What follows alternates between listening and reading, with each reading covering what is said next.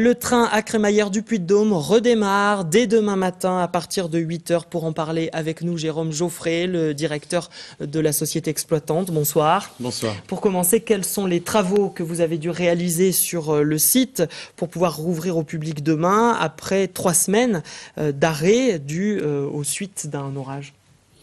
Alors d'abord des travaux de nettoyage et de réparation. Nettoyage parce qu'il y avait pas mal de matériaux, de sable un peu partout, un petit peu dans la maison de site, un peu aussi le long de la voie ferrée. Réparation de la voie ferrée dont sur une quinzaine de mètres, une partie du ballast avait été emportée. Réparation aussi pour les fossés, tout le réseau de systèmes pour gérer les eaux pluviales du parking qui avait pas mal souffert. Tout ça, ça y est, c'est réparé, c'est d'équerre, mais également des travaux pour se prémunir si un orage identique pouvait se reproduire. Donc des travaux de protection de la voie ferrée pour nous mettre à l'abri d'un tel événement.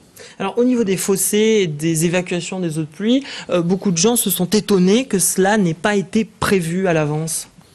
Alors, ce qui a été prévu, c'est bien sûr des ruissellements, des orages sont évidemment prévus. Ce qui s'est passé, c'est que on est tombé dans une période où il y a eu du déboisement.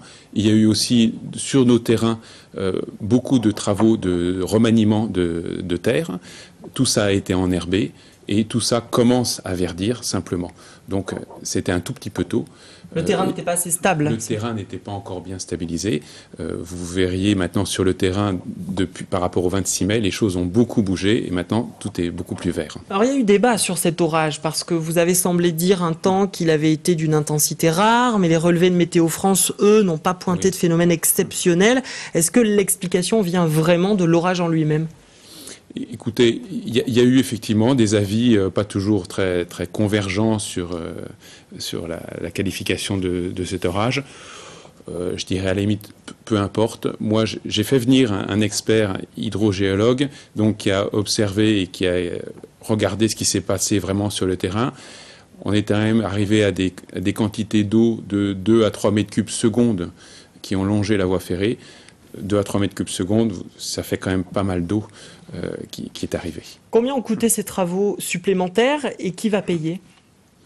Alors, qui va payer ? Je suis assuré pour ce genre d'événement, bien évidemment.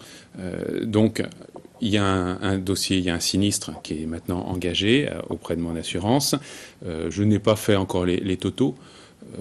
Parce que la priorité, si on rouvre aussi rapidement, c'est que vraiment les entreprises ont travaillé et puis maintenant, je commence à avoir les devis. Donc je ne suis pas capable de vous dire combien ça va coûter. C'est quel ordre ? C'est des dizaines de milliers d'euros, des centaines de milliers d'euros ? J'ai pas encore d'évaluation, mais je dirais pour le moment, c'était pas ça l'objectif. L'objectif, c'était de réouvrir le plus vite possible.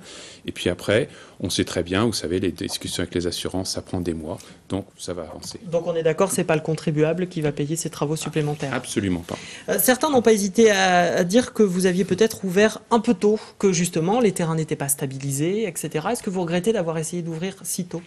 Écoutez, si j'ai ouvert, c'est que d'une part, j'estimais que j'étais prêt à ouvrir, mais non seulement moi, mais toutes les autorisations, tous les services de l'État qui m'ont autorisé à ouvrir ont eu la même analyse et donc ont accordé l'autorisation d'ouvrir. Sinon, ils ne l'auraient pas fait. Dernière question, certains, et notamment des candidats aux législatives, estiment que l'on a peut-être déboisé un peu trop le site. Est-ce qu'on avait besoin de tomber autant d'arbres ? Écoutez, moi, personnellement, pour le projet, j'ai abattu très peu d'arbres. J'ai planté 14 000 plants. Alors des arbres de toute taille. Donc personnellement, le bilan du projet pour moi est extrêmement positif en termes de plantation. Très bien. Donc réouverture demain à partir de 8 h et ce jusqu'à minuit.